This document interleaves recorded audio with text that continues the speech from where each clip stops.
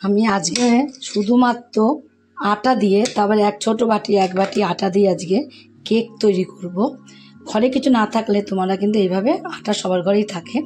আর এই কেক আটা দিয়ে শুধু কেকটা আমি কিভাবে তৈরি করব সেটাই তোমরা প্রথম থেকে শেষ পর্যন্ত পুরো ভিডিওটাকে দেখতে থাকো। আজকে আটা দিয়ে কেক আমি আজকে কিভাবে তৈরি করব।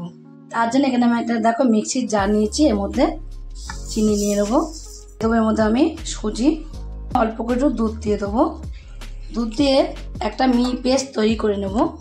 মিহি পেস্টটা তৈরি করে নিয়েছি, এবারে মিহি পেস্টটা একটা বোলের মধ্যে ঢেলে নেব। এবার এর মধ্যে আমি দিয়ে দেবো সামান্য অল্প করে একটুখানি লবণ।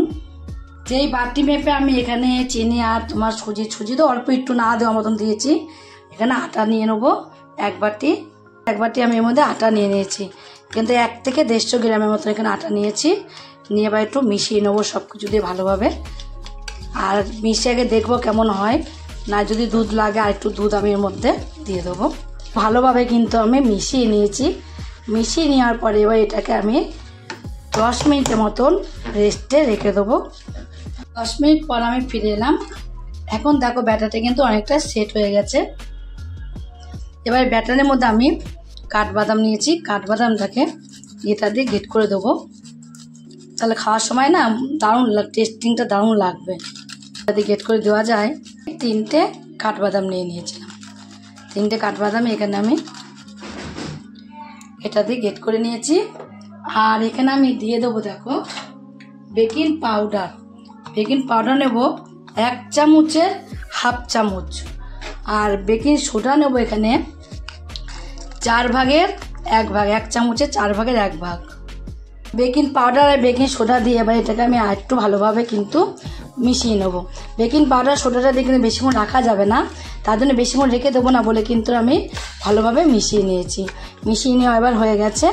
এবারে ব্যাটারটাকে আমি এক সাইডে রেখে দেবো। সাইডে রেখে দেখো এখানে কেকের একটা ক্যান নিয়ে নিয়েছি। কেক ক্যানের মধ্যে এখানে আমি একটা সাদা তেল দিয়ে দেবো। সাদা তেলটা অল্প করে দেবো, এর মধ্যে অল্প একটু সাদা তেল দিয়ে পুরো তার মধ্যে ভালোভাবে মাখিয়ে দেবো। হাত দিয়ে ভালো মাখানো হয়, তাহলে গাগুলো কিন্তু খুব সুন্দরভাবে মাখানো হবে।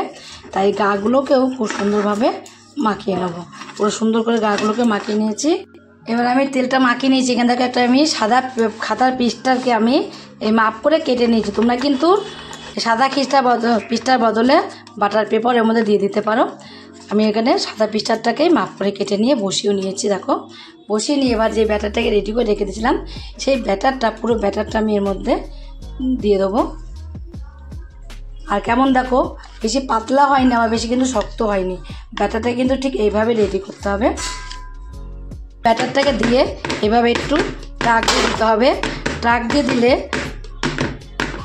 পুরো ব্যাটারটাকে দিয়ে এভাবে একটু ট্রাক দিয়ে দিতে হবে, যেন কোনো জায়গায় ফাঁক থাকলে সেখানটা একদম সেট হয়ে যায়। এবার এটাকেও আমি 5 মিনিটের মতো রেখে দেবো। বেশিক্ষণ রাখা যাবে না, তোমাদের তো বলেই দিয়েছি 5 মিনিটের মতন রেখে দেবো। কেকটাকে তো আমি ওদিকে রেস্টে রেখে দিয়েছিলাম 5 মিনিট। এদিকে গ্যাসে একটা কড়াই বসিয়ে দিয়েছি, বসিয়ে কিছুটা জল দিয়েছি আর একটা ঝিক দিয়ে দিয়েছি। ঝিকটা দিয়ে এবার আমি কেকের ক্যানটা এখানে বসিয়ে দেবো। বসিয়ে দিয়ে কিছুটা সময় ঢাকা দিয়ে রেখে দেবো। আর এই যে এখানে ঢাকনাটা দিয়েছি, ঢাকনাটা এখানে একটা দেখো ছিদ্র আছে, ছিদ্রের মধ্যে একটা কাগজকে আমি রোল করে ঢুকিয়ে রেখে দেবো। এখানে তোমাদের 10 মিনিট পরে আমি দেখাচ্ছি। 10 মিনিট পরে ফিরে এলাম। দেখো ঢাকনাটাকে নামিয়ে দেবো। ঢাকনা নামিয়ে এখন দেখো আগের থেকে একটু ফুলে গেছে আর আগের থেকে একটু হয়েছে, কিন্তু আমি 10 মিনিটেই নামাবো না, আমি এটা 25 মিনিট রেখে দেবো। ওপর দিয়ে একটুখানি কাঠবাদাম এইভাবে আমি ছড়িয়ে দেবো। ওপর দিয়ে কাঠবাদাম দিয়ে এভাবে আমি আরও 15 মিনিট ঢাকা দিয়ে রেখে দেবো। 25 মিনিট পর ফিরে এলাম। দেখো কেমন উপরটা কেকের উপরটা ফেটে গেছে, তার মানে পুরো মনে হয়ে গেছে। তাও আমি একটা ছুরি দিয়ে মধ্যেখানে ঢুকিয়ে দেখবো। দেখো ছুরির মধ্যে কোনো রকম কিন্তু লেগে যাচ্ছে না, মাথার থেকে হালকা একটু লেগে যাচ্ছে, তার মানে আর একটুখানি মনে হয় বাকি আছে। এই মাথা দিয়ে একটু লেগেছে, গায়ে একটু লাগেনি, ওপরটা পুরো হয়ে গেছে, নিচটা একটু বাকি আছে। আর একটুখানি 5 মিনিটের মতন হবে। 5 মিনিট পরে আমি নামাবো। এখন আমি দেখো তোমাদের কিছুক্ষণ পর দেখাচ্ছি। এখন কিন্তু একদম ঠান্ডা হয়ে গেছে, হাত দিয়ে ধরাও যাচ্ছে। ঠান্ডা করিনি, তাও তোমাদের দেখাচ্ছি। তোমাদের বললাম আমার 5 মিনিটের মতন হবে। 5 মিনিটের মতন হওয়ার পরে কিন্তু আমি কেকটাকে নামিয়ে রেখে দিয়েছি। রেখে দিয়ে এখন ঠান্ডা হয়ে গেছে। তারপর তোমাদের দেখাচ্ছি, দেখো কত সুন্দর উঠে আসছে সেটা তোমরা দেখো। পাশ দিয়ে ছুরি দিয়ে একটু ছাড়িয়ে নিলাম। তাও এবার আমি কেকটাকে একটা থালার মধ্যে নামিয়ে নেবো। কত সহজে কেকটা উঠে আসে সেটাই তোমরা দেখবে। দেখো কত সহজে কেকটা উঠে এসেছে। আর এই যে আমি একটা কাগজ দিয়েছিলাম, কাগজটাও দেখো ধরতে ধরতে কিন্তু উঠে চলে এসেছে। অনেক সময় কিন্তু কেকের মধ্যে আমরা একটু সাদা তেল দিই, আজকে কিন্তু আমি সেটাও দিইনি। তাই দেখো কত সুন্দর উঠে আসছে। শুধু আটা দিয়ে যে এত সুন্দর কেক তৈরি হয়, তোমরা কিন্তু বাড়িতে তৈরি না করলে বুঝতে পারবে না যে শুধুমাত্র আটা দিয়ে এত সুন্দর একটা কেক বাড়িতেও তৈরি করা যায়। এবার আমি কেকটা একটা ছুরি দিয়ে কেটে তোমাদের দেখাচ্ছি কতটা সুন্দর হয়েছে। বাড়িতে কোনো কিছু না থাকলে আটা কিন্তু সবার ঘরেই থাকে। আর একটু কেকটা খেতে ইচ্ছা করে, বিকালবেলা অসময় কিন্তু অনেক কিছুই খেতে ইচ্ছা করে। দেখো কেকটা কতটা সুন্দর হয়েছে তোমরা সেটাই দেখো।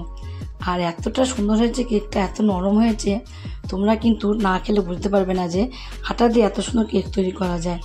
অবশ্যই কিন্তু তোমরা একদিনের জন্য হলে এইভাবে আটা দিয়ে কেক তৈরি করে খেয়ে দেখবে। যদি খেয়ে রেসিপিটা তোমাদের কাছে ভালো লাগে, আর তোমরা যদি ফেসবুক থেকে দেখো, ফেসবুকের পেজটি ফলো করে দেবে। যদি ইউটিউব থেকে দেখো, ইউটিউবের চ্যানেলটি সাবস্ক্রাইব করে দেবে। পাশ থেকে বেল আইকনটা প্রেস করতে ভুলবে না, তাহলে নতুন নতুন রেসিপিগুলো কিন্তু তোমাদের কাছে তাড়াতাড়ি পৌঁছে যাবে। আর আমার চ্যানেল কিন্তু বন্ধু হয়ে থাকো, সাবস্ক্রাইব করোনি প্লিজ সাবস্ক্রাইবটা করে দেবে। সবার আগে তোমাদের কাছে নোটিফিকেশন ঢুকে যাবে।